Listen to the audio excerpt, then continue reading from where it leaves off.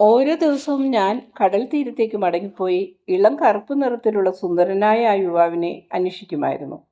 കുറേ ദിവസങ്ങൾക്ക് ശേഷം ആ യുവാവിനെ വീണ്ടും കണ്ടുമുട്ടി. അയാൾ എന്നോട് പറഞ്ഞു, എൻ്റെ കൂടെ റൂമിലേക്ക് വരിക. രാജാവിൻ്റെ കൊട്ടാരത്തിൽ ഞാൻ നിന്നെ കൊണ്ടുപോകാം. നീ റോമിൻ്റെ മുത്തായിരിക്കും. അതെ, ഞാൻ അങ്ങയുടെ വിശ്വസ്തയായ ഭാര്യയാവാം. വന്ന അച്ഛനെ കാണൂ. അയാൾ പരിഹാസപൂർവ്വം ചിരിച്ചുകൊണ്ട് എന്നെ ചുംബിച്ചു. അയാൾ പറഞ്ഞു, നീ എൻ്റെ ഭാര്യയായിട്ടല്ല ഇരിക്കേണ്ടത്. നീ ദേവതയായി ഇരുന്നാൽ മതി. ഞാൻ നിന്റെ പുരോഹിതനാവാം. ജീവിതത്തിൻ്റെയും സുഖത്തിൻ്റെയും രഹസ്യങ്ങൾ ഞാൻ നിനക്ക് വെളിപ്പെടുത്തി തരാം. ഞാൻ വളരെയേറെ മതിമറന്നുപോയി. ഞാനൊരു യുവതിയായ പെൺകുട്ടിയായിരുന്നില്ലേ? കൊച്ചു പെണ്ണാണെങ്കിലും ജീവിതം എന്താണെന്ന് എനിക്കറിയാമായിരുന്നു. പ്രായോഗിക ബുദ്ധിയുള്ള ഞാൻ മതിമറന്നെങ്കിലും വഷളായി പോയില്ല. അയാളുടെ നിർദ്ദേശം എനിക്ക് സ്വീകാര്യമല്ലായിരുന്നു. ആ മനുഷ്യൻ്റെ ആലിംഗനത്തിൽ നിന്നും കുതറിമാറിയ ഞാൻ ഓടി രക്ഷപ്പെട്ടു. വീട്ടിൽ ചെന്നപ്പോൾ അമ്മയോട് ഇക്കാര്യം പറയാൻ തോന്നിയില്ല. എങ്കിലും അയാളെ വീണ്ടും കാണാനുള്ള ആഗ്രഹം അടക്കി നിർത്താനും എനിക്ക് കഴിഞ്ഞില്ല. ഞാൻ വീണ്ടും കടൽ തീരത്തേക്ക് പോയി. വിജനമായ ആ പ്രദേശത്ത് ഞാൻ എത്തിയതും ഉന്മാദത്തോടെ അയാൾ എന്നെ കെട്ടിപ്പിടിച്ച് ഉമ്മ വെച്ചതും ഒന്നിച്ചായിരുന്നു. നിരന്തരമായ ചുംബനങ്ങൾ കൊണ്ടും സ്നേഹപൂർവമായ വാക്കുകൾ കൊണ്ടും അയാൾ എന്നെ മത്തുപിടിപ്പിച്ചു. അയാൾ ചോദിച്ചു, ഈ സ്നേഹത്തിലെല്ലാം അടങ്ങിയിട്ടില്ലേ? ഒരു വിവാഹബന്ധത്തെക്കാളും മധുരകരമല്ലേ ഈ ബന്ധം? ഓ അമ്മേ, അന്ന് വൈകുന്നേരം തന്നെ ആ ദുഷ്ടനായ റോമാക്കാരൻ്റെ കൂടെ ഞാൻ ഒളിച്ചോടി. അയാളുടെ മൃഗീയത ചവിട്ടിമെതിച്ച ഒരു പഴന്തുണിയായി ഞാൻ മാറി. ഞാൻ ദേവതയായില്ല, അതിനു പകരം വെറും ചവറായി. ജീവിതമല്ല, അതിലെ അഴുക്കാണ് എനിക്ക് വെളിപ്പെട്ടത്. അപമാനം, വെറുപ്പ്, വേദന, നാണക്കേട് ഞാനെല്ലാം സഹിച്ചു. മറ്റുള്ളവരും സഹിക്കേണ്ടി വന്നു. പിന്നെ സർവനാശമായിരുന്നു. 6 മാസത്തെ മദനക്കൂത്തിന് ശേഷം അയാൾക്ക് എന്നെ മടുത്തു. എന്നെ തെരുവിൽ ഉപേക്ഷിച്ചിട്ട് പുതിയ സ്നേഹബന്ധങ്ങൾ തേടി അയാൾ യാത്രയായി. ഒരു നൃത്തക്കാരിയായി ഇതിനകം ഞാൻ അറിഞ്ഞു. എൻ്റെ വീടും പിതാവും ഇനി എനിക്ക് അപ്രാപ്യമാണെന്നും മനസ്സിലായി. ഒരു നൃത്തഗുരു എന്നെ അയാളുടെ അക്കാദമിയിൽ സ്വീകരിച്ചു. ആ മനുഷ്യൻ എന്നെ പൂർണ്ണമായും വിനിയോഗിച്ചു, സന്തോഷിച്ചു. എല്ലാ കാമകലകളിലും പ്രാഗൽഭ്യം നേടിയ ഒരു പുഷ്പമായി അയാൾ എന്നെ കണക്കാക്കി. വൃത്തികെട്ട ഈ പുഷ്പം കൂടുതൽ വൃത്തികേടുകളിൽ നിബന്ധിച്ചു. 10 വർഷക്കാലത്തേക്ക് ഞാൻ തിന്മയുടെ ആഴങ്ങളിലേക്ക് പോയിക്കൊണ്ടിരുന്നു. പിന്നീട് ഹെറോദിൻ്റെ വിശ്രമകാല വിനോദത്തിനായി എന്നെ ഇവിടെ കൊണ്ടുവന്നു. ഇവിടെ എൻ്റെ മേൽനോട്ടത്തിന് ഒരു പുതിയ നൃത്തഗുരു ഉണ്ടായി. ചങ്ങലക്കിട്ട നായേക്കാളധികം ആ സ്വാതന്ത്ര്യമാണ് ഞങ്ങളെപ്പോലെയുള്ളവർ അനുഭവിക്കുന്നത്. ഒരു സ്ത്രീയെ കീഴ്പ്പെടുത്തി വെച്ചിരിക്കുന്ന ഒരു പുരുഷനോളം ക്രൂരനാവാൻ ഒരൊറ്റ നായ് പരിശീലകനും കഴിയുകയില്ല.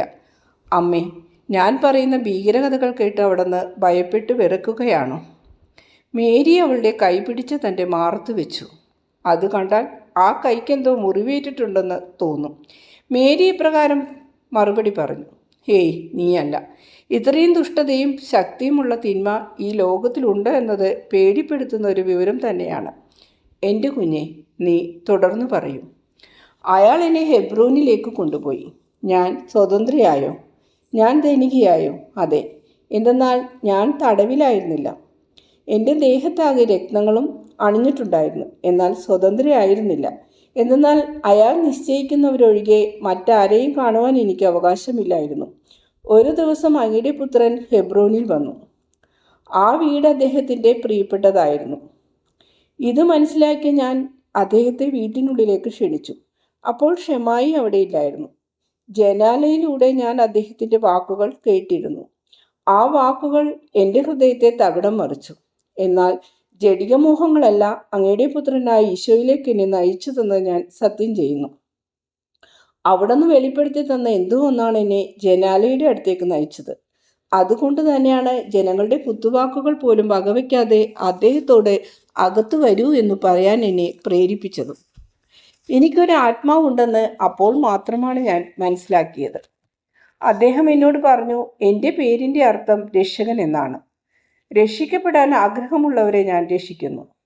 ശുദ്ധത പാലിക്കാനും ആദരവോടുകൂടി ദുഃഖങ്ങളെ സ്വീകരിക്കുന്നതിന് അഭിലഷിക്കുവാൻ എന്തു കഷ്ടനഷ്ടങ്ങൾ സഹിച്ചിട്ടായാലും നന്മ പുലർത്തുവാനും പഠിപ്പിച്ചുകൊണ്ടാണ് ഞാൻ രക്ഷിക്കുന്നത്.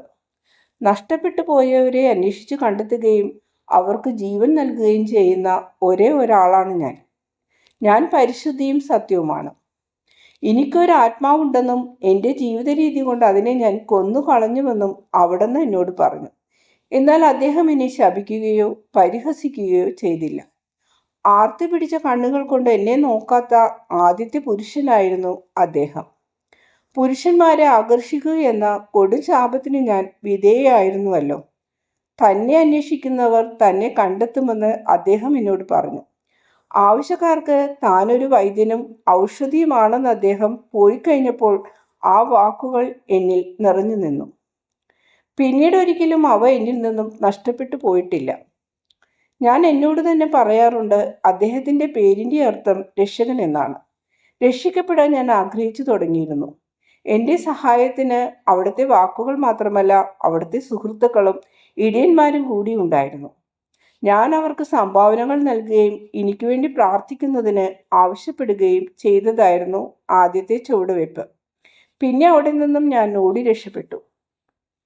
ഓ, അതൊരു പരിശുദ്ധമായ ഒളിച്ചോട്ടമായിരുന്നു. രക്ഷകനെ തേടി പാപത്തിൽ നിന്ന് ഒളിച്ചോട്ടമായിരുന്നു അത്. അദ്ദേഹത്തെ കണ്ടെത്താൻ കഴിയുമെന്ന് എനിക്ക് ഉറപ്പുണ്ടായിരുന്നു. എന്തെന്നാൽ അദ്ദേഹം എനിക്ക് വാക്കു തന്നിരുന്നതാണ്.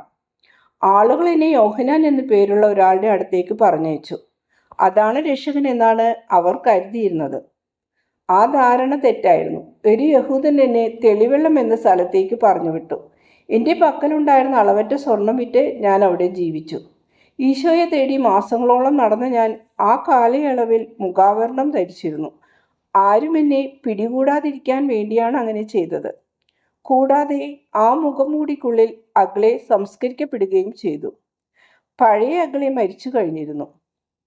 ആ മുഖാവരണത്തിൻ്റെ ഉള്ളിലിരുന്ന് വ്രണതവും രക്തരഹിതവുമായ എൻ്റെ ആത്മാവ് അതിൻ്റെ വൈദ്യനെ അന്വേഷിക്കുകയായിരുന്നു.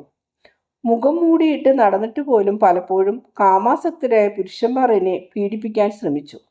അത്തരം സന്ദർഭങ്ങളിലൊക്കെ ഓടി രക്ഷപ്പെടുവാൻ എനിക്ക് കഴിഞ്ഞു. അവിടുത്തെ പുത്രൻ്റെ സുഹൃത്തുക്കളിൽ ഒരാളും ഇതിലെന്നെ സഹായിച്ചു. തെളിവെള്ളം എന്ന സ്ഥലത്ത് ഒരു മൃഗത്തെ പോലെയാണ് ഞാൻ കഴിഞ്ഞത്. പാവപ്പെട്ടവളെങ്കിലും ഞാൻ സന്തുഷ്ടയായിരുന്നു.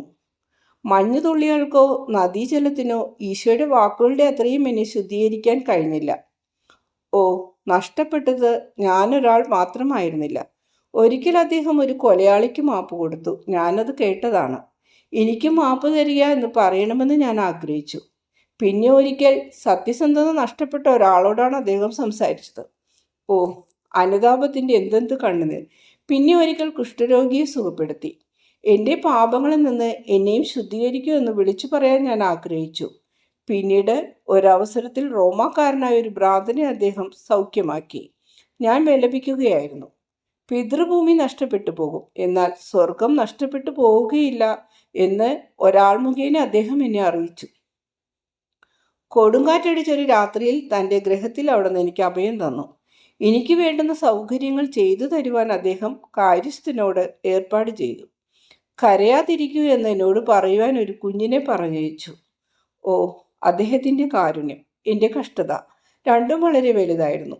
അതിനാൽ എൻ്റെ കഷ്ടതയെ അവിടുത്തെ പാദങ്ങളിൽ എത്തിക്കുവാൻ എനിക്ക് ധൈര്യമുണ്ടായിരുന്നില്ല.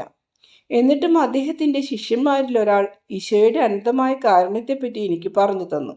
എന്നാൽ ഒരു ആത്മാവിൻ്റെ പുനർജന്മം പാപകരമാണെന്ന് കരുതിയ ചിലർ എൻ്റെ രക്ഷകനെ കെണിയിലാക്കുവാൻ ശ്രമിച്ചുകൊണ്ടിരുന്നു.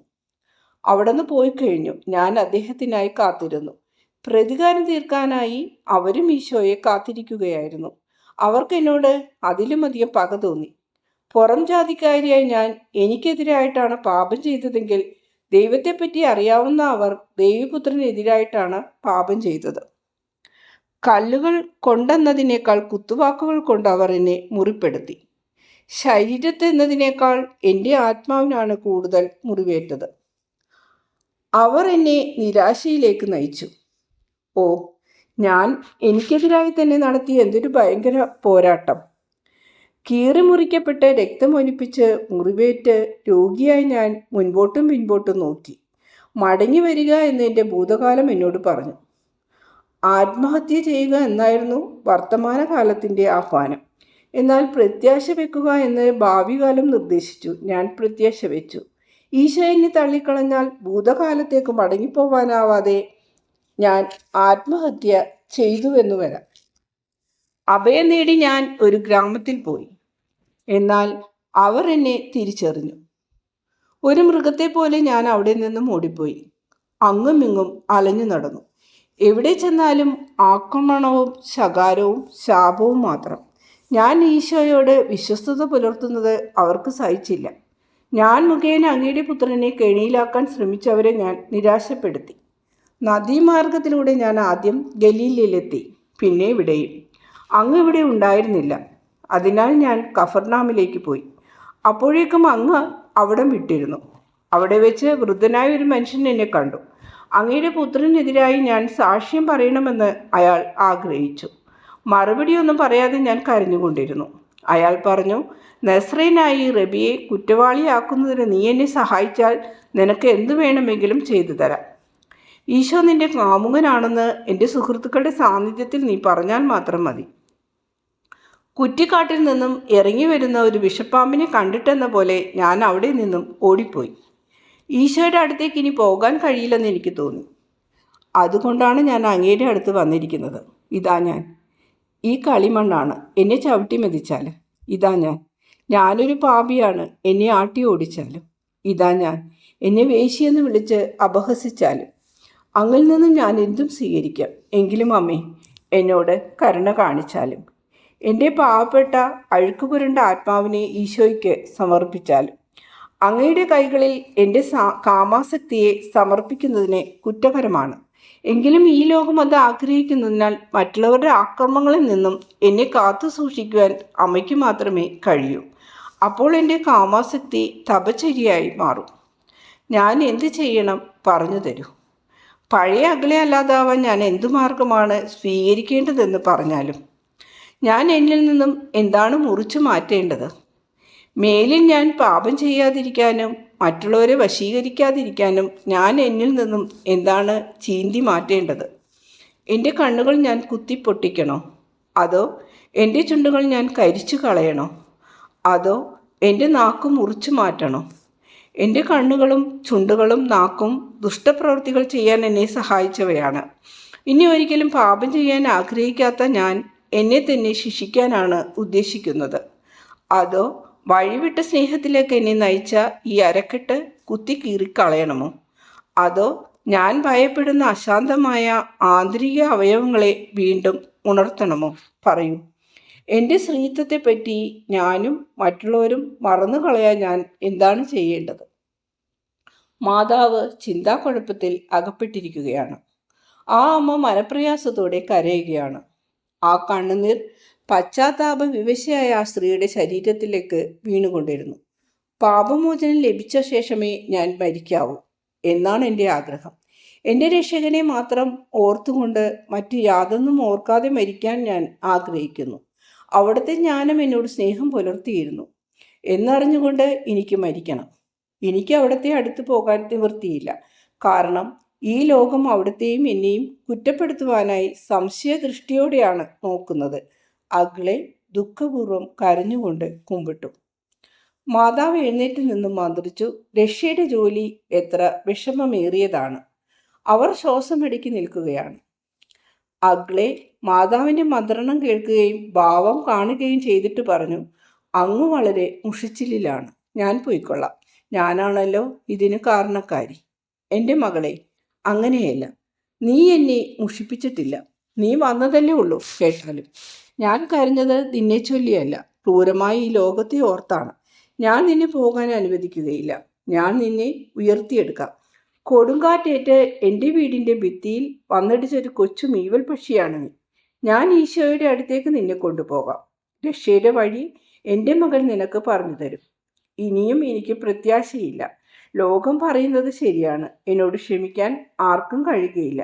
ലോകത്തിന് അത് കഴിയുകയില്ല. പക്ഷെ ദൈവത്തിന് കഴിയും. പരമസ്നേഹമായ ആ ദൈവത്തിൻ്റെ പേരിൽ നിന്നോട് സംസാരിക്കുവാൻ എന്നെ അനുവദിക്കുക. ആ പരമസ്നേഹമാണ് എനിക്കൊരു പുത്രനെ തന്നത്. അവനെ ഞാൻ ഈ ലോകത്തിന് നൽകി. കന്യകയായി അഭിഷേകം ചെയ്യപ്പെട്ടിരുന്ന എന്നെ ഈ മഹത്വത്തിലേക്ക് അവിടുന്ന് ഉയർത്തിയത് ലോകത്തിന് പാപമോചനം ലഭിക്കാൻ വേണ്ടിയാണ്. അവിടുന്ന് എൻ്റെ രക്തം എടുത്തത് ശിശുജനനത്തിൽ നിന്നല്ല, നേരെ മറിച്ച് എൻ്റെ ഹൃദയത്തിൽ നിന്നാണ്. എൻ്റെ മകനുണ്ടാകുവാൻ പോകുന്ന വലിയ കഷ്ടാനുഭവത്തെ വെളിപ്പെടുത്തി തന്നുകൊണ്ട് അവിടുന്ന് ഇത് ചെയ്തത്. എൻ്റെ മകളെ, ഇത് നോക്കൂ. ഈ ഹൃദയത്തിൽ ഒരു വലിയ മുറിവ് കാണുന്നില്ലേ? കഴിഞ്ഞ 30 വർഷമായി ഇതെന്നെ വേദനിപ്പിച്ചു കൊണ്ടിരിക്കുകയാണ്. ഈ മുറിവ് കൂടുതൽ കൂടുതൽ ആഴത്തിലായി എന്നെ വേദനിപ്പിക്കുന്നു. ഇതിൻ്റെ പേര് നിനക്കറിയാമോ? ദുഃഖം അല്ല, എൻ്റെ ഹൃദയത്തിൽ നിന്നും പ്രവഹിക്കുന്ന സ്നേഹമാണത്.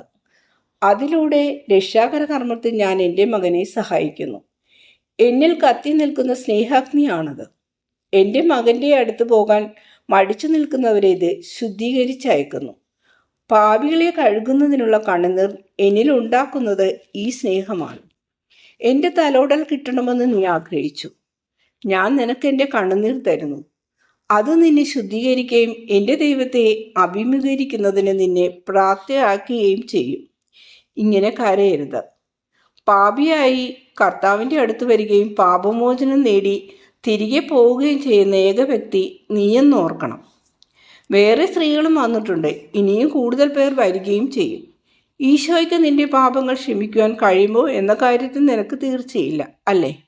നിനക്ക് സംഭവിച്ച കാര്യങ്ങളിൽ നിന്നു തന്നെ ദൈവത്തിൻ്റെ നിഗൂഢമായ ഉദ്ദേശം മനസ്സിലാക്കാൻ നിനക്ക് കഴിഞ്ഞിട്ടില്ലേ? ആരാണ് നിന്നെ യൂദയായിൽ എത്തിച്ചത്?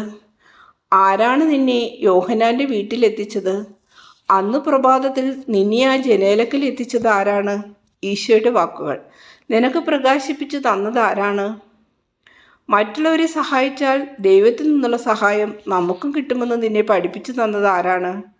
ഷമായിയുടെ വീട്ടിൽ നിന്നും ഓടിപ്പോരാനും ഈശോയെ കണ്ടെത്തും വരെ പിടിച്ചു നിൽക്കാനും നിനക്ക് ശക്തി തന്നത് ആരാണ്? നിന്നെ അദ്ദേഹത്തിൻ്റെ വഴിയിലേക്ക് നയിച്ചത് ആരാണ്? നിന്റെ ആത്മാവിനെ ശുദ്ധീകരിക്കത്തക്ക വിധം പശ്ചാത്തപിക്കുന്ന ഒരു പാപിയായി ജീവിക്കാൻ നിന്നെ പ്രാപ്തിയാക്കിയത് ആരാണ്? നിനക്കൊരു രക്തസാക്ഷിയുടെയും വിശ്വാസിയുടെയും വൃദ്ധനിഷ്ഠയും പരിശുദ്ധിയുമുള്ള ആളിൻ്റെയും ആത്മാവ് തന്നത് ആരാണ്? നീ തല കുലിക്കേണ്ട. ഒരിക്കൽ ഇന്ദ്രിയാസക്തി ഉണ്ടാവാതെ പരിശുദ്ധിയിൽ കഴിയുന്നത് അദ്ദേഹം മാത്രമാണെന്ന് നീ വിചാരിക്കുന്നുണ്ടോ? ഒരാത്മാവിനെ കന്യകാത്വവും സൗന്ദര്യവും ഒരിക്കലും വീണ്ടെടുക്കാൻ കഴിയില്ലെന്ന് നീ വിചാരിക്കുന്നുണ്ടോ? എൻ്റെ മകളെ, പൂർണ്ണമായും ദൈവത്തിൻ്റെ ദാനമായ പരിശുദ്ധിയും സാഹസികമായ പരിശ്രമം കൊണ്ട് നീ വീണ്ടെടുക്കുന്ന പരിശുദ്ധിയും തമ്മിൽ താരതമ്യപ്പെടുത്തിയാൽ നിന്റെ പരിശുദ്ധിയാണ് കൂടുതൽ ശ്രേഷ്ഠമെന്ന് നീ വിശ്വസിക്കുക. കാമാസക്തിക്കും ദുരാശയ്ക്കും ദുസ്വഭാവത്തിനുമെതിരായി നീ കെട്ടിപ്പടുക്കുന്ന പരിശുദ്ധിയാണത്. എന്നെ സംബന്ധിച്ചിടത്തോളം പരിശുദ്ധി എന്നത് ശ്വാസോച്ഛ്വാസം പോലെ സ്വാഭാവികമായൊരു ദൈവിക ദാനമാണ്. നിന്റെ വിചാരങ്ങളെയും വികാരങ്ങളെയും നിന്റെ കാമാസക്തിയെയും തകർത്തു കളഞ്ഞാലേ പഴയ കാര്യങ്ങൾ ഓർക്കാതിരിക്കാനും ദുഷ്ടമായവ അഭിലഷിക്കാതിരിക്കാനും നിനക്ക് കഴിയുകയുള്ളൂ. ഓ, ഏതാനും മണിക്കൂറുകൾ മാത്രം പ്രായമുള്ള ഒരു കുഞ്ഞിന് ദുഷ്ടമായ അഭിലാഷങ്ങൾ ഉണ്ടാവുമോ? പക്ഷേ അത് അവനൊരു യോഗ്യതയാവുമോ? അത് തന്നെയാണ് എൻ്റെ സ്ഥിതി. മനുഷ്യനെ പാപത്തിന് ഇരയാക്കുന്ന ദുരന്തമായ വിശപ്പിന് എനിക്ക് അറിവില്ല. ദൈവത്തിന് വേണ്ടിയുള്ള ഏറ്റവും പരിശുദ്ധമായ വിശപ്പിനെപ്പറ്റി എനിക്കറിയാം. അത് നിനക്ക് അറിഞ്ഞുകൂടായിരുന്നു. സ്വന്തം പരിശ്രമത്തിലൂടെയാണ് നീ അത് പഠിച്ചത്. എന്നാൽ നീ ദൈവത്തെ സ്നേഹത്തെ പ്രതി ഇപ്പോൾ അതുമാത്രമാണ് നിന്നിലുള്ളത്. ദുഷ്ടവും ഭീകരവുമായ മറ്റേ വിശപ്പിനെ അടിച്ചമർത്തി എൻ്റെ മകളെ, നിനക്ക് ലഭിച്ച ദൈവകൃപയുടെ പേരിൽ നീ പുഞ്ചിരിക്കുക. ഹെബ്രോനിൽ വെച്ച് പറഞ്ഞിരുന്ന പ്രകാരം എൻ്റെ മകൻ നിൻ്റെ ഉള്ളിൽ പ്രവർത്തിക്കുന്നുണ്ട്. അദ്ദേഹം പറഞ്ഞിരുന്ന പ്രകാരം ചെയ്തു കഴിഞ്ഞു. നീ ഇതിനകം തന്നെ രക്ഷിക്കപ്പെട്ടിട്ടുണ്ട്. രക്ഷിക്കപ്പെടുവാനുള്ള നിന്റെ അഭിലാഷത്താലാണിത് സാധ്യമായത്. കൂടാതെ പരിശുദ്ധിയെയും ദുഃഖത്തെയും പരമമായ നന്മയെയും കുറിച്ചൊക്കെ മനസ്സിലാക്കാനും നിനക്ക് സാധിച്ചു. നിന്റെ ആത്മാവ് പുനരുജ്ജീവിപ്പിക്കപ്പെട്ടിരിക്കുകയാണ്. നിന്നോട് ക്ഷമിച്ചിരിക്കുന്നു എന്ന് ദൈവനാമത്തിൽ ഈശോ പറയുന്നത് കേൾക്കുവാൻ നീ ആഗ്രഹിക്കുന്നു. എനിക്കങ്ങനെ പറയാനുള്ള അർഹതയില്ല. എന്നാൽ ആ ക്ഷമയുടെ ആരംഭമായി എൻ്റെ ചുംബനം ഞാൻ നിനക്ക് തരുന്നു. ഓ നിത്യാത്മാവേ, അങ്ങയുടെ ചെറിയൊരംശം അങ്ങയുടെ മേലോടുകൂടി എപ്പോഴും ഉണ്ടല്ലോ. കരയുകയും പ്രത്യാശിക്കുകയും ചെയ്യുന്ന ഇവളുടെ മേൽ അങ്ങയുടെ ശുദ്ധീകരിക്കുന്ന ആത്മാവെന്ന് പകരുവാൻ എന്നെ അനുവദിച്ചാലും. അല്ലയോ സ്നേഹവാനായ ദൈവമേ, ദൈവത്തിൽ നിന്നും രക്ഷ പ്രതീക്ഷിക്കുന്ന ഈ സ്ത്രീയെ നമ്മുടെ പുത്രനെ പ്രതി രക്ഷിച്ചാലും. പിതാവിൻ്റെയും പുത്രൻ്റെയും പരിശുദ്ധാത്മാവിൻ്റെയും നാമത്തിൽ രക്ഷകനും പരമപുരോഹിതനുമായ ഈശോ ഇവളെ പാപത്തിൽ നിന്നും വിമോചിക്കുന്നതുവരെ ഒരു അത്ഭുതത്താൽ അവിടുത്തെ കൃപ ദൈവം എന്നിൽ നിറച്ചിരിക്കുന്നതായി മാലാഖ പറഞ്ഞ അതേ കൃപ ഇവൾക്ക് നൽകിയാലും. എൻ്റെ മകളെ, ഇപ്പോൾ സമയം വളരെ വൈകിയിരിക്കുന്നു. വന്നു വിശ്രമിക്കൂ. നിനക്ക് നാളെ പോകാം. നിന്നെ ഞാൻ അന്തസ്സുള്ള ഒരു വീട്ടിൽ പാർപ്പിക്കാം. ഇവിടെ ധാരാളം ആളുകൾ വരാറുണ്ട്. എൻ്റേതുപോലെയുള്ള ഒരു വേഷം ഞാൻ നിനക്ക് തരാം. അത് ധരിച്ചാൽ നീ ഒരു യഹൂദ സ്ത്രീയെ പോലെ ഇരിക്കും. ഞാനിനി എൻ്റെ മകനെ കാണുന്നത് യൂദയായിൽ വെച്ചായിരിക്കും. എന്നാൽ പെസഹ അടുത്തിരിക്കുന്നു. ഏപ്രിലിലെ അമാവാസി നാളിൽ ഞങ്ങൾ ബെഥനിയിൽ ഒത്തുകൂടും. അപ്പോൾ നിന്റെ കാര്യം ഞാൻ ഈശോയോട് പറയാം. നീ സൈമൺ സെലറ്റിൻ്റെ വീട്ടിലേക്ക് വരിക. ഞാൻ നിന്നെ ഈശോയുടെ അടുത്തേക്ക് കൊണ്ടുപോകാം. അഗ്ലേ വീണ്ടും കരയുകയാണ്. എങ്കിലും അവൾക്കിപ്പോൾ സമാധാനമുണ്ട്. അവൾ തറയിൽ തന്നെ ഇരിക്കുന്നതേയുള്ളൂ. മേരി വീണ്ടും ഇരുന്നു. അഗ്ലേ മാതാവിൻ്റെ മടിയിൽ തലവെച്ച് കരം ചുംബിച്ചുകൊണ്ട് പറഞ്ഞു, അവർ എന്നെ തിരിച്ചറിയും. അവർ തിരിച്ചറിയുകയില്ല. നീ ഭയപ്പെടേണ്ട. നിന്റെ വേഷം എല്ലാവർക്കും അറിവുള്ളതാണല്ലോ. പാപമോചനത്തിന് വേണ്ടിയുള്ള യാത്രക്ക് നിന്നെ ഞാൻ ഒരുക്കാം. വിവാഹത്തിനായി പോകുന്ന കന്യകയെ പോലെ ആയിരിക്കും നീ. ഇതൊന്നും അറിയാത്ത ജനത്തിന് നീ വ്യത്യസ്തയും അജ്ഞാതയും ആയിരിക്കും. വരൂ, എൻ്റെ മുറിയോട് ചേർന്നൊരു ചെറിയ മുറിയുണ്ട്. ദൈവസന്നിധിയിലേക്ക് പോകാൻ ആഗ്രഹിക്കുന്ന വിശുദ്ധന്മാരും തീർത്ഥാടകരും അവിടെ താമസിച്ചിട്ടുണ്ട്. അവിടെ നിനക്ക് അഭയം തരും. അഗ്ലി തൻ്റെ വലിയ കുപ്പായവും മുഖാവരണവും എടുക്കാൻ ശ്രമിച്ചു. അതെ, അവിടെ കിടക്കട്ടെ.